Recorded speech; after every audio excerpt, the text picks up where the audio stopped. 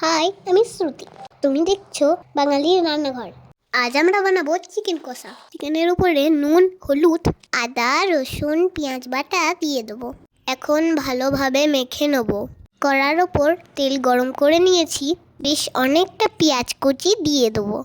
পেঁয়াজটা একটু লাল লাল করে ভাজা হয়ে গেলে রসুন বাটা দিয়ে দেবো। রসুনটা একটু ভাজা ভাজা হয়ে গেলে ম্যারিনেট করা চিকেনগুলো দিয়ে দেবো। এখন ভালোভাবে কষিয়ে নেব। যতক্ষণ চিকেনটা কষা হচ্ছে তুমি আমার চ্যানেলটাকে সাবস্ক্রাইব করে দিও। একটু পেঁয়াজ বাটা দিয়ে দিলাম আর একটু ধনে গুঁড়ো দিয়ে দিচ্ছি। এখন চিকেন থেকে জল ছেড়ে এসছে, তাই দিয়ে দেবো আদা বাটা আর দেবো টমেটো বাটা।